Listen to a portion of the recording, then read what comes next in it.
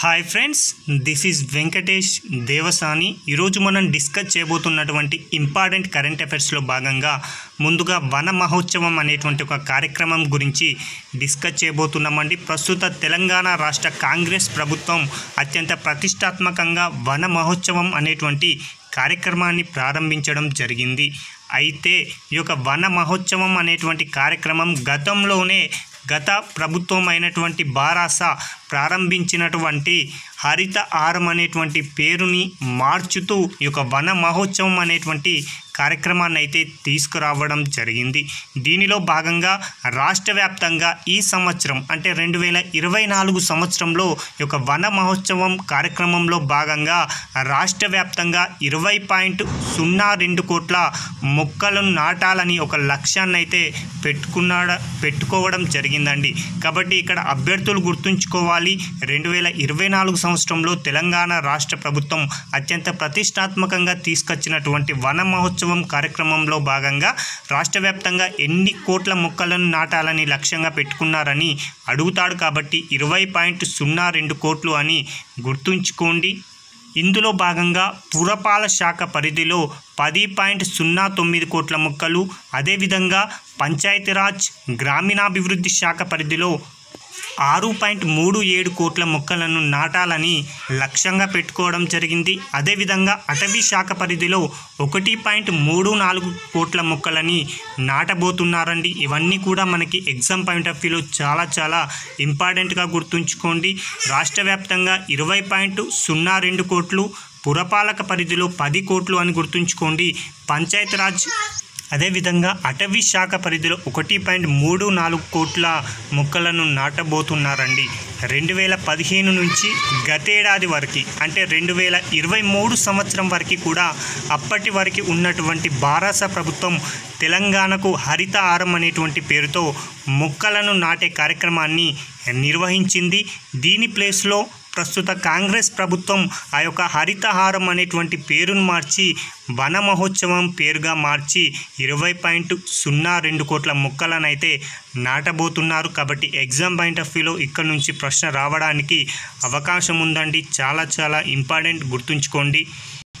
భారతదేశంలోనే అత్యంత విలువైనటువంటి బ్రాండ్స్ గురించి బ్రాండ్ ఫైనాన్స్ వారు ఒక నివేదికనైతే 2024 సంవత్సరంలో విడుదల చేయడం జరిగింది. ఈ యొక్క నివేదిక యొక్క సారాంశం ఆధారంగా మన భారతదేశంలో ప్రస్తుతం అత్యంత విలువైనటువంటి అంటే అత్యధికంగా ప్రజలు నమ్ముతున్నటువంటి బ్రాండ్గా టాటా గ్రూప్ అనేది నిలిచిందండి. చాలా ఇంపార్టెంట్. భారతదేశంలోనే అత్యంత విలువైనటువంటి బ్రాండ్గా ఏ కంపెనీ నిలిచిందని ప్రశ్న అడగడానికి అవకాశం ఉంది. కాబట్టి టాటా గ్రూప్ అని గుర్తుంచుకోండి. ఈ నివేదికను ఎవరు విడుదల చేశారు అంటే మాత్రం బ్రాండ్ ఫైనాన్స్ అనేటువంటి సంస్థ అని గుర్తుంచుకుంటే సరిపోతుంది.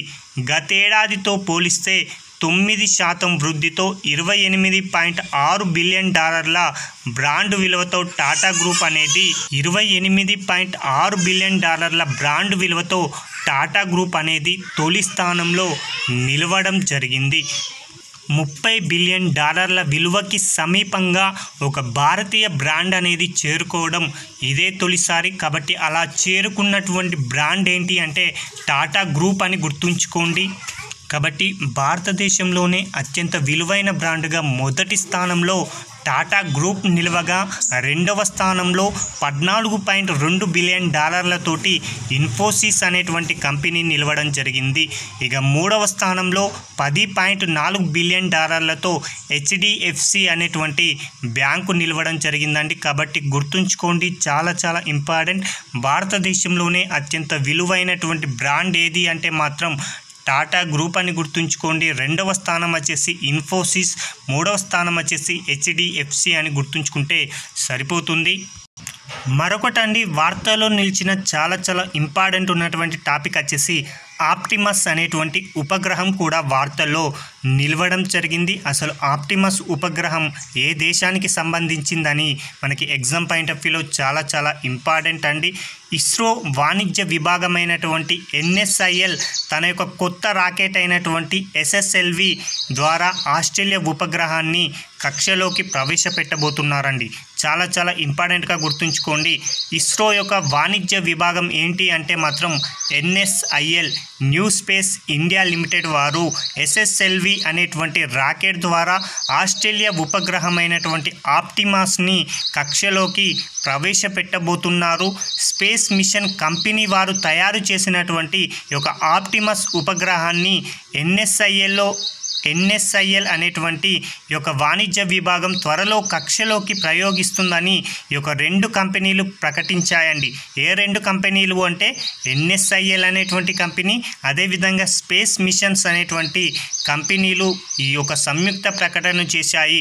ఏమని చేశాయంటే ఇస్రో వాణిజ్య విభాగమైనటువంటి NSIL ద్వారా మా యొక్క స్పేస్ మిషన్ కంపెనీ వారు తయారు చేసినటువంటి ఆప్టిమస్ అనేటువంటి ఉపగ్రహాన్ని SSLV రాకెట్ ద్వారా త్వరలో కక్షలోకి ప్రవేశపెట్టబోతున్నామని చెప్పడం జరిగింది. కాబట్టి వార్తల్లో నిలిచినటువంటి ఆప్టిమస్ ఉపగ్రహం అనేది క్రింది ఏ దేశానికి సంబంధించిందని అడగడానికి అవకాశం ఉందండి. కాబట్టి ఆస్ట్రేలియా దేశం అని గుర్తుంచుకోండి. ఈ యొక్క ఆప్టిమస్ యొక్క ఉపగ్రహం మొత్తం బరువు వచ్చేసి 450 కిలోలు అండి. చాలా చాలా ఇంపార్టెంట్. ఆప్టిమస్ ఉపగ్రహం యొక్క మొత్తం బరువు ఎంత అని కూడా ఎగ్జామ్ పాయింట్ ఆఫ్ వ్యూలో అడుగుతాడు. కాబట్టి 450 కిలోలని గుర్తుంచుకోండి. ఇది ఆస్ట్రేలియా తయారు చేసినటువంటి అతి భారీ ఉపగ్రహం అండి. ఆస్ట్రేలియా తయారు చేసినటువంటి అతి భారీ ఉపగ్రహం ఈ యొక్క ఆప్టిమస్ అండి. ఎగ్జామ్ పాయింట్ ఆఫ్ వ్యూలో అడగడానికి చాలా చాలా అవకాశం ఉంది. మరొకటండి, చాంగే 6 లూనార్ ప్రోబ్ అనేది కూడా వార్తల్లో నిలిచింది. ఏంటి దీనికి సంబంధించిన స్పెషాలిటీ అంటే ప్రస్తుతం ఉన్నటువంటి దేశాలు అన్నీ కూడా చంద్రుడి పైన ప్రయోగాలు నిర్వహించడం కోసమే ఆసక్తిని చూపించడం జరిగింది. అందులో భాగంగానే చైనా దేశం కూడా ఒక సరికొత్త ప్రయోగాన్ని అయితే చేయడం జరిగిందండి. ప్రస్తుత దేశాలన్నీ కూడా చంద్రుడి ఉపరితలం పైన మాత్రమే ప్రయోగానికి పరిమితం కాగా ఈ యొక్క చైనా దేశం తొలిసారిగా చంద్రుడి అవతలి వైపు కూడా ఎలాంటి పరిస్థితి ఉంది, అక్కడ ఏమైనా ఖనిజాలు ఉన్నాయా, అక్కడ మానవుడు నివసించడానికి అవకాశాలు ఉన్నాయా, అలాంటి అంశాలను పరిశీలించడం కోసం చంద్రుడి అవతలి భాగం ఉపరితలాన్ని పరిశోధించడం కోసం 2024 సంవత్సరం మే నెలలో చైనా ప్రయోగించినటువంటి ఈ యొక్క చాంగే 6 లోనార్ ప్రోబ్ అనేది ప్రపంచంలోనే తొలిసారి జాబిల్లోకి అవతలి వైపుకు వెళ్ళి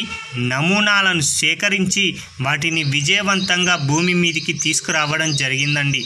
ఏం లేదండి, ప్రపంచంలోనే తొలిసారిగా చంద్రుడి అవతలి వైపు నమూనాలను ఈ యొక్క చాంగే 6 లూనార్ ప్రోబ్ అనేది సేకరించింది. అలా సేకరించినటువంటి నమూనాలని విజయవంతంగా భూమి మీదకి తీసుకురావడం జరిగింది.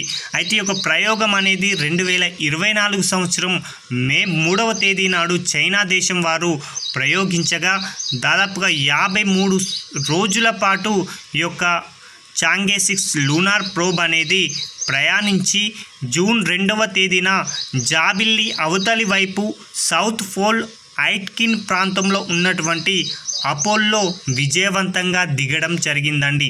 చాలా చాలా ఇంపార్టెంట్గా గుర్తుంచుకోండి. ఎప్పుడు ప్రయోగించారంటాడు 2024 మే 3వ తేదీన. ఎప్పుడు జాబిల్లి అవతలి వైపు దిగడం జరిగింది విజయవంతంగా అంటే మాత్రం జూన్ 2వ తేదీ అని గుర్తుంచుకోండి. ఈ యొక్క మిషన్లో ఆర్బిటర్, ల్యాండర్, అసెండర్, రిటర్నర్ అనేటువంటి 4 భాగాలు కూడా ఉండడం జరిగాయి. అయితే చాంగే 6 నుంచి కొంత మట్టిని ఇది తీసుకురావడం జరిగిందండి. ఈ యొక్క మట్టిలో దాదాపుగా 2.5 మిలియన్ సంవత్సరాల పురాతన అగ్నిశిలలు ఉన్నాయని శాస్త్రవేత్తలు గుర్తించడం జరిగింది. ఏం లేదండి, ఈ యొక్క చాంగే 6 అనేటువంటి మిషన్ చంద్రుడి అవతలి వైపు నుంచి కొంతవరకు మట్టిని సేకరించడం జరిగింది. అయితే ఆ మట్టిలో దాదాపుగా 2.5 మిలియన్ సంవత్సరాల పురాతన అగ్నిశిలలు కూడా ఉండొచ్చని ఒక నమూనానైతే వారు తెలియజేయడం జరిగింది. అయితే ఇక్కడ ఈ యొక్క చాంగే 6 లూనార్ ప్రోబ్ను ప్రయోగించినటువంటి చైనా దేశం ఒక రికార్డ్ అయితే సృష్టించిందండి. అది ఏం రికార్డ్ అంటే చంద్రుడి అవతలి వైపు నుంచి మట్టి శిథిలాలను తీసుకువచ్చినటువంటి తొలి దేశంగా చైనా దేశం నిలిచిందండి. చాలా చాలా ఇంపార్టెంట్. చంద్రుడి యొక్క అవతలి భాగం నుంచి మట్టి శిథిలాలను తీసుకువచ్చిన తొలి దేశం ఏది అంటే మాత్రం చైనా దేశం అని గుర్తుంచుకోండి.